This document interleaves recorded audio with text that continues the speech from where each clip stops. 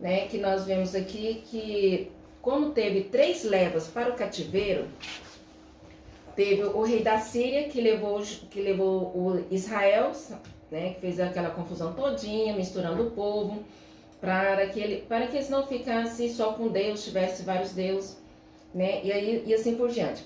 E depois veio os babilônios. Deus usou a Babilônia para poder exortar o povo de Israel, só os judeus. Só que nós não teremos tempo de entrar no contexto, né, porque é uma história muito abrangente. Eu gostaria mesmo que os irmãos acompanhassem a leitura. São leituras muito fantásticas, tá? E cheio de adrenalina também.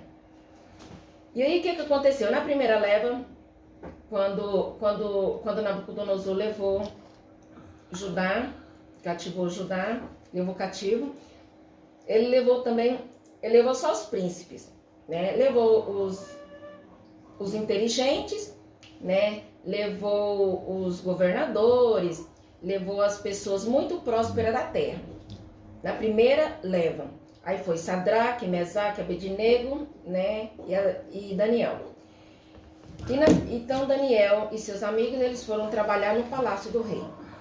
Não vamos entrar nessa história, que mais na frente entraremos nela.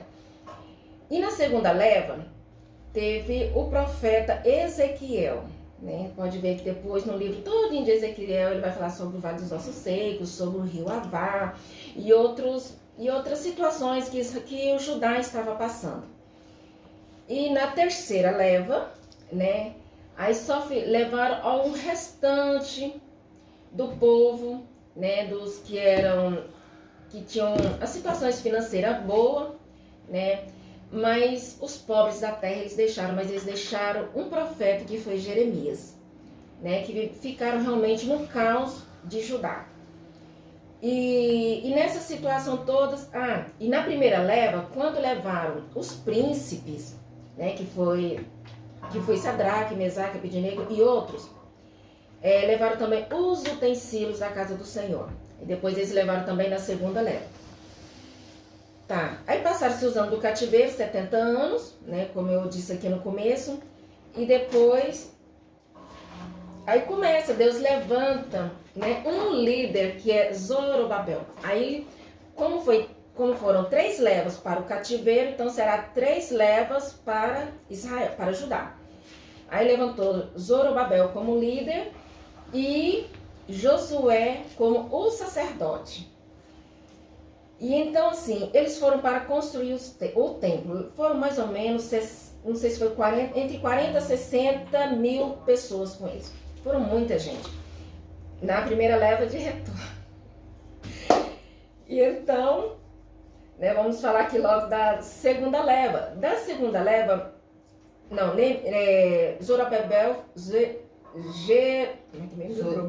Zorobabel, ele foi para reconstruir o templo. Aí depois, Esdra, ele foi também para poder ajudar nas leis, porque ele era um cronista, né? Ele era um sacerdote também. E aí, uma parte de Esdra, uma situação às vezes assim, nos deixa assim muito... Eu fiquei assim um pouco apreensiva, né? Se Deus estava no negócio ou não, se era zelo demais que ele teve pela obra, pelo retorno, né? Aquela ansiedade, aquele desejo de unificar a nação de novo, que Deus seja no centro da nação. E depois, quando ele leu as leis, né, tudo, né, entre Zorobabel e Esdra, tiveram mais ou menos 60 anos, um tempo, aí onde surgiu o profeta Ageu e Zacarias. Tá? E eles sempre profetizavam que a glória da segunda casa será maior do que a primeira casa. Podemos ver depois lá em Ageu. Né? E um fato também, assim, que o zelo de Esdra foi tão grande, quando ele ficou sabendo de todas as notícias que o povo tinha se misturado, que os homens teriam casado com mulheres estrangeiras, o que ele fez? Ele falou para o povo, para os homens se divorciarem, e era muita gente, então ele já tinha família constituídas, filhos também. E aí, muitos deles fizeram isso. Só que uma situação também que Esdra, ele ficou tão triste, ficou tão extasiado que ele arrancou começou a arrancar a barba, o pelo da barba, né? E o pelo também, e o cabelo. Entende? De tão assim, desgostoso, tristeza que ele ficou. Quer alguma coisa sobre isso? Nós vemos que nessa volta a Jerusalém, nós tivemos aí 3 líderes, foi Zorobabel, Esdras e Neemias. Então foram 3 homens que foram levantados por Deus, 3 homens fortes que, ao levar este pessoal, eles enfrentaram conflitos, como disse a nossa irmã aqui. Cada um deles enfrentou um conflito. Foram conflitos resolvidos. Alguns foram resolvidos, mas como foi falado aqui, Esdras ele ficou muito entristecido, porque primeiro Zorobabel levou o pessoal. Esdras chegou mais ou menos 60 anos depois. E ele era sacerdote e escriba. E depois que ele foi para restaurar as leis, ensinar a Torá, restaurar a comunidade. Já Zorobabel foi para levar o povo e restaurar o templo. E Neemias foi para reconstruir os muros. Então estava tudo destruído. Havia uma necessidade da nação se reconstruir. Então cada um teve a sua parcela, cada um fez a sua parte. E nesse momento em que Esdras ficou assim, desorientado com tudo, foi porque ele percebeu que o que Zorobabel fez, o que cada um fez, não tinha dado resultado. O povo continuava com a ausência de Deus. Essa é a palavra certa. Isso. Faltava a presença de Deus, porque eles não estavam observando os estatutos do Senhor. Aí, sem contar que na primeira leva, quando os babilônios levaram Judá em cativo, a arca desapareceu, né? Então a arca desapareceu, então eles ficaram assim, não, só onde está a presença de Deus, porque a arca é a presença de Deus, né? E aí eles ficaram assim, realmente um pouco desnorteados, né? Aí Esdras veio para poder ajustar essa situação, né? Ele veio ensinar as leis, e um versículo que eu quero ler, que eu achei muito interessante, que é em Esdras 7:10, que fala: porque Esdras tinha disposto no seu coração para buscar a lei do Senhor e para a cumprir, e para ensinar em Israel os seus estatutos e os seus juízos. Então nós vemos aqui que o que nós aprendemos com tudo isso? Nós aprendemos que ali havia um homem comprometido com o Senhor. Ele dispôs no coração aprender. Então a primeira coisa que nós precisamos fazer é aprender. Depois de aprender, o que a gente precisa? Praticar. E só depois de aprender e praticar, nós vamos ensinar. Então Esdras tinha propriedade para aquilo. Talvez por isso houvesse tanta severidade na forma como ele lidou com os conflitos que aconteceu. Tem alguns historiadores que falam, e estudiosos também que falam, que não haveria necessidade de algumas situações serem... igual das mulheres, né? Igual havia um divórcio, porque Deus é contra o divórcio. Mas quando nós lemos isso aqui, nós vemos que o entendimento de Esdras, o coração dele estava disposto não só a aprender, mas a praticar e ensinar. Então havia uma exigência dele muito severa, que o povo se voltasse totalmente para Deus. Mas o que nós aprendemos também nisso aqui?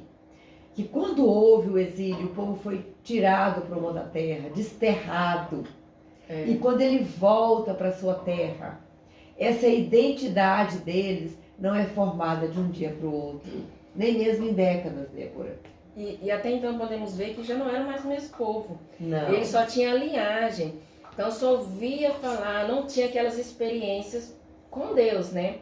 Como assim, nós vemos que Daniel ele passou por 4 reinados, por 4 governos, né? 4 ou 5, coisa assim. Então assim, e ele saiu jovem, né, de Judá e morreu na Babilônia, né, no exílio. Mas os outros não. Os outros, quando vieram para o retorno, né, para ajudar, eles realmente só ouviam falar de Deus, né, ouvir as maravilhas e os milagres. Então eles tinham que apegar a isso, atentar a isso, as leis de Deus. Eles precisavam reaprender, eles precisavam de tudo aquilo de novo, ser formado dentro deles, ter aquela reverência com a palavra, cumprir a palavra.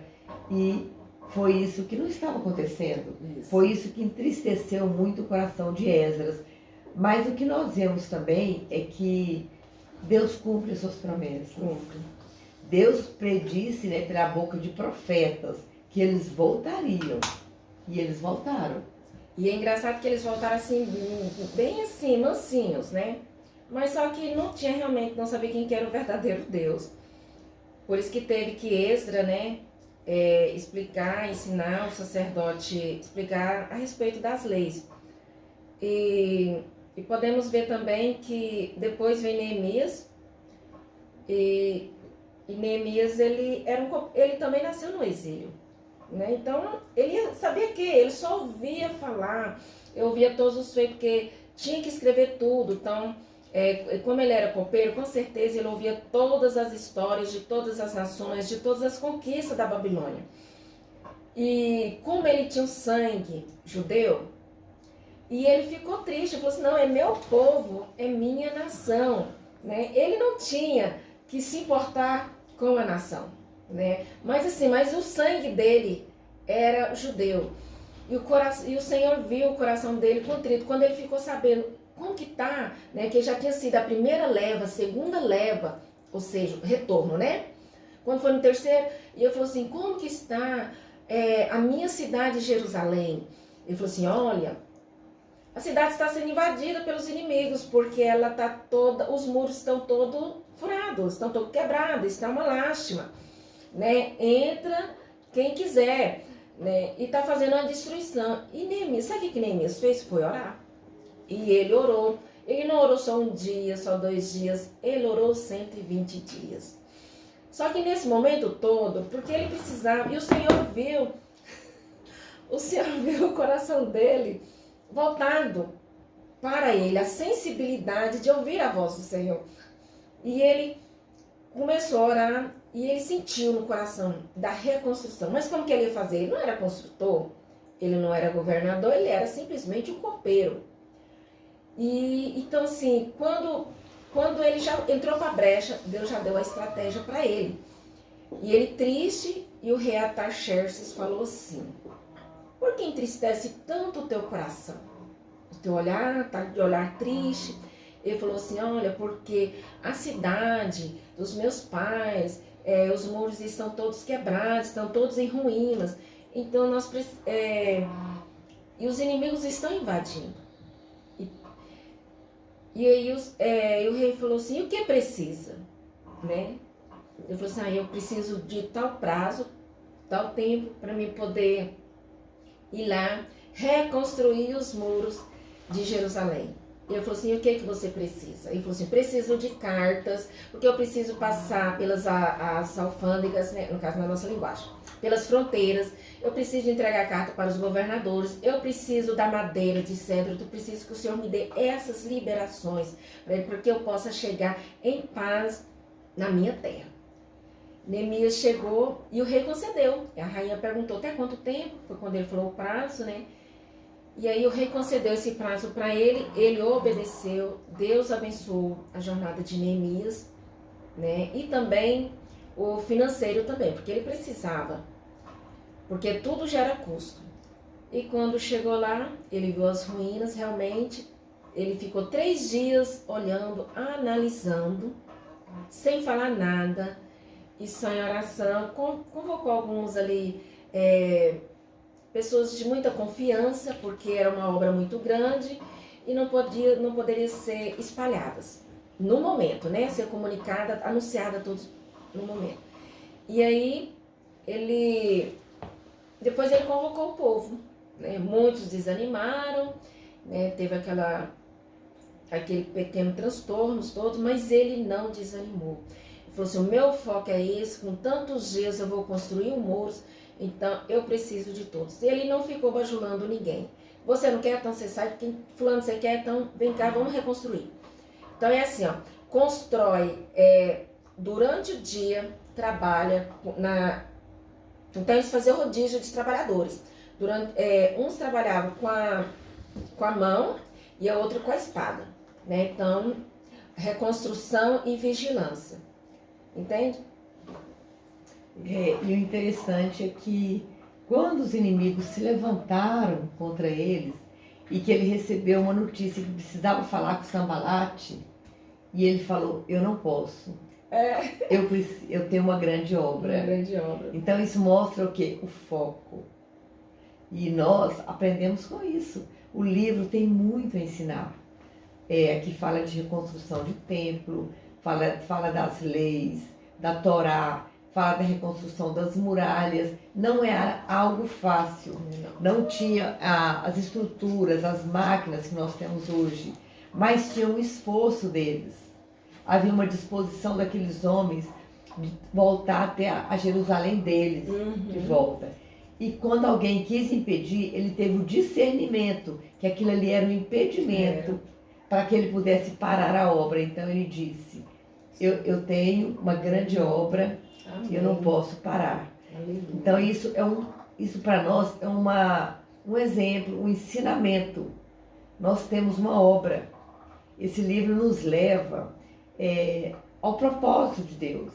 O que Deus tinha com a nação de Israel? Ele queria formar aquela nação para no futuro ele trazer o Messias. Mas aquela nação, durante muito tempo, a gente vê que houve muitos contratempos, muitos pecados, muito trabalho, mas o que nós vemos? Um Deus paciente, um Deus amoroso, um Deus que foi levando eles pelo caminho. Quando um caía, Deus levantava outro, Deus levantava aquele que caía, Deus tinha paciência de recomeçar, porque Deus havia um propósito. E esse propósito nós temos estabelecido onde? Hoje, lá em Cristo. Lá em Cristo. Lá em Cristo, culminou. Então parecia que estava perdido.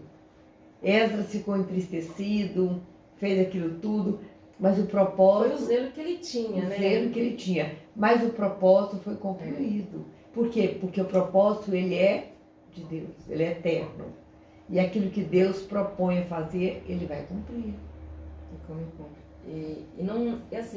E profecias, deixando assim, tem pessoas que às vezes ficam assim, preocupadas em relação à profecia. A profecia falou comigo, Deus veio e falou comigo, mas é de um dia? Não, ela não vai se cumprir. Às vezes ela vai cumprir daqui 30, 40, 50 anos, né?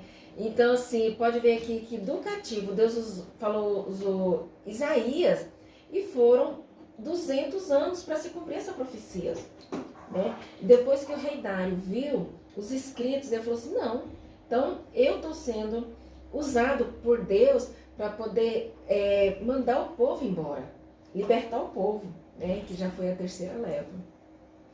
E nós vemos aqui em Jeremias,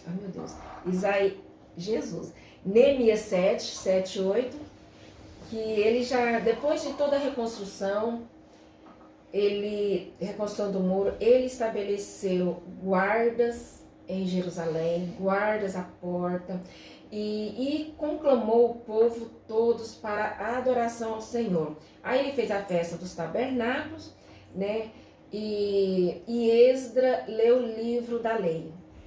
E o livro da lei foi lido durante um dia inteirinho. A Bíblia fala, né, que ele foi o dia inteiro. E depois teve a festa dos tabernáculos. Né? Quer fazer mais uma? Vocês? Não. Amém. Então, assim, são as histórias, eu gostaria muito que vocês lessem. São histórias muito boas, te dá muita adrenalina e nos ensina bastante. Amém? Vamos aqui em João. Que horas são? João 19. João 19, a partir do verso da crucificação de Cristo, né? Verso 28. Aí nós vamos falar aqui sobre a morte de Jesus, como os 3 evangelhos já vêm falando, né? Aqui conclui o 4º evangelho, que é João. E depois fala sobre o sepultamento de Jesus, só relembrando, a ressurreição de Jesus, né? Jesus aparece primeiro a mulher, né? A mulher, depois as mulheres. E os discípulos ficou assim, um pouquinho assim enciumado, né? Por que ele apareceu para vocês e não apareceu para mim? Né? Achou que elas estavam tendo visões, né? Mas não era. E depois outra parte que eu achei muito interessante, o capítulo 21 de João, que os discípulos estavam todos tristes, todos desanimados. E eles falaram assim, um falou, eu vou pescar, e outros falaram assim, não, eu também vou. No caso Pedro, né? Eu vou. Aí foram voltar o quê? A velha vida. E eles pescaram a noite inteira, nervoso, porque aquilo era a profissão deles, de pescador. E aí, o Senhor Jesus aparece na praia e fala assim, tem alguma coisa para comer? Como que temos coisa? Pescamos a noite inteira, né? Não temos peixe, não pegamos nada. E o Jesus fala assim, joga a rede do lado direito, né? Eles, não tem nada. Mas jogaram. Quando jogou a rede, eles então não conheciam, eles não reconheceram que era o mestre. Quando eles jogaram a rede, que pegaram muitos peixes, e eles falaram, nossa, é o Messias, é o Messias. E Jesus já estava ali, né, com fogo, tudo preparado para poder assar o peixe. E Jesus teve ali uma comunhão com eles, mas porém Jesus não deixou que eles tocassem nele, porque Jesus ainda não tinha subido ao Pai. E depois, aí vem a pergunta de Jesus para Pedro, né?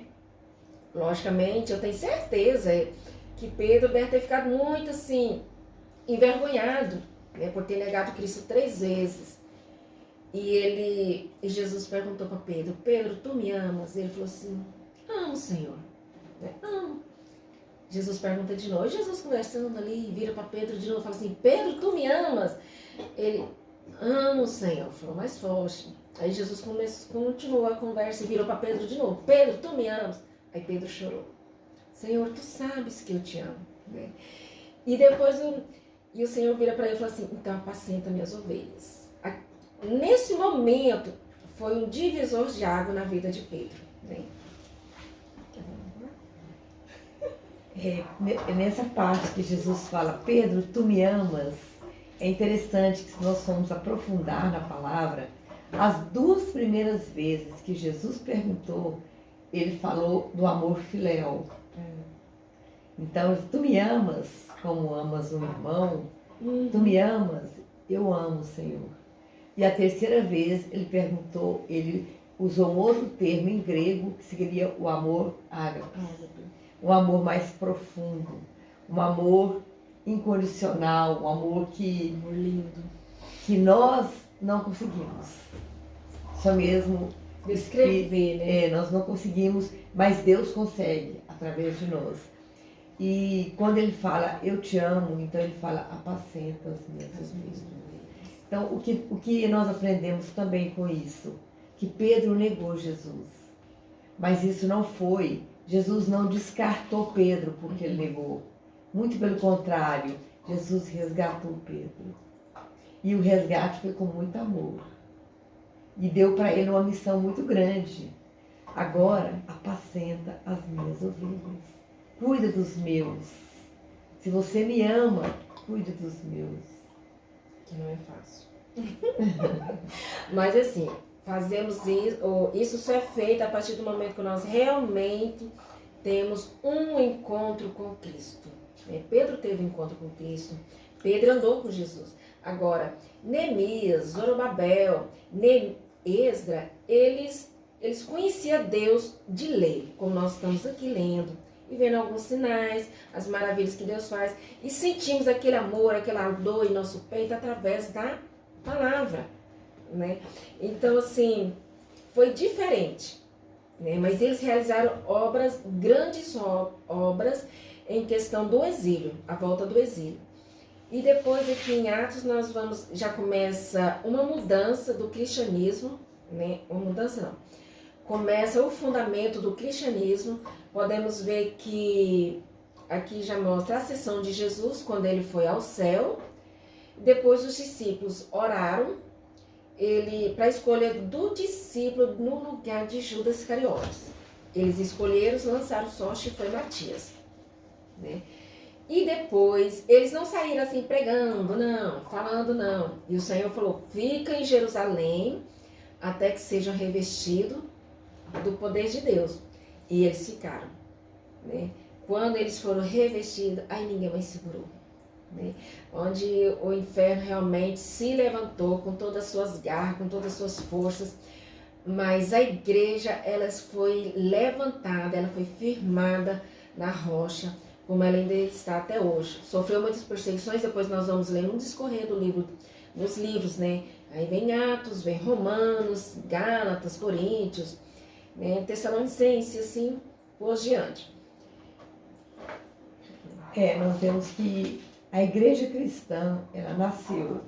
E quando ela nasceu sob uma dispensação especial do Espírito Santo. Porque eles compreenderam o que realmente estava acontecendo. E a Bíblia fala que Deus estava só acrescentando. Os sinais, eles só vinham para confirmar aqueles que criam. A palavra era pregada, os sinais confirmavam a palavra. E o cristianismo expandiu para todos e chegou até nós. Então, o que nós vemos que do início da Bíblia até o final da Bíblia, houve um propósito para a vida do homem. Então, tudo aquilo que nós falamos aqui, os líderes, né, Neemias, Esdras, Zorobabel, foram homens de importância, ainda que enfrentaram conflitos, ainda que em determinados momentos eles podem ter sido duros, tomado decisões que não deveriam ter tomado, todos foram importantes, foram homens de fibra, homens que realmente dispuseram o seu coração para servir a Deus, para o propósito de Deus, para que se cumprisse a profecia. E a profecia se cumpriu em Cristo Jesus. Ali culminou, ali realmente foi onde Deus trouxe, né, para nós, no tempo oportuno, nasceu Jesus. No tempo oportuno, por quê? Porque tudo estava favorável para o nascimento de Jesus. O Império Romano, as estradas que haviam sido construídas na época, os soldados que ficavam vigiando ao redor nas estradas, cuidando das pessoas, a língua grega, que ela é muito mais rica para poder escrever. Tem palavras em português que nós não conseguimos traduzir a língua grega para o português porque ela é pobre. Mas a língua grega ela é muito rica. Então foi no tempo oportuno que Deus trouxe e no tempo oportuno Deus salvou a humanidade. E é engraçado que podemos ver também, voltando um pouquinho, porque assim, a Bíblia, o Novo Testamento complementa o Velho, cumpre-se o Velho realiza o Novo. Não. Falei o contrário, mas é isso aí. Aí o que acontece? Podemos ver que naquele tempo, entre Zorobabel e Esdras, foram 60 anos, que levantou os dois profetas, Zacarias e Ageu. E Ageu profetizava porque o templo ele foi parado, a construção, por causa dos seus opressores.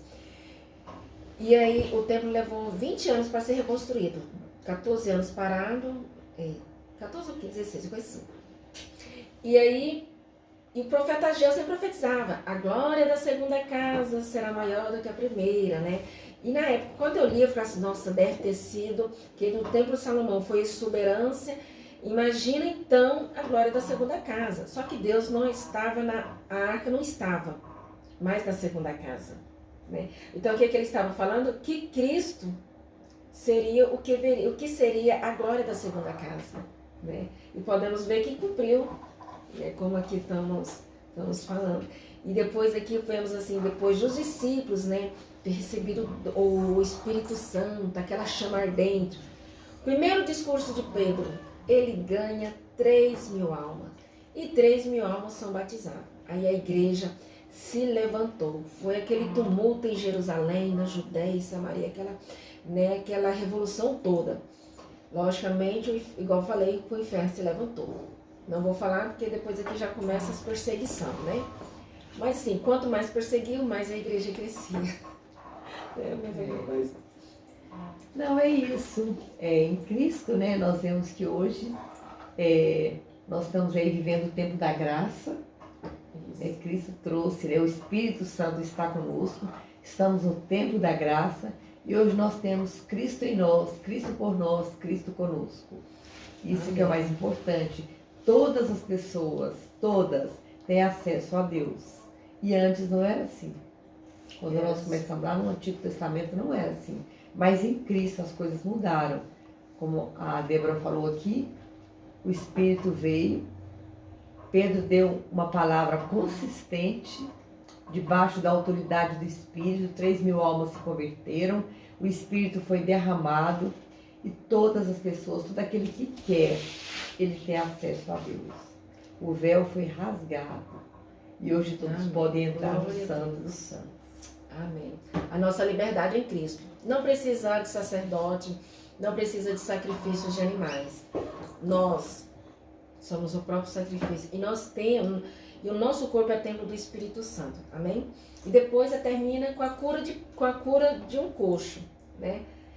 E a autoridade de Pedro, Tiago e João, né? Que estava assim no fervor mesmo e realizou esse milagre. E continue lendo a palavra, que vai ter muito mais para vocês aprenderem. Amém? Que a graça de Cristo esteja sobre a vida de vocês, sobre toda a sua família. Amém. Amém. Ai, Jesus.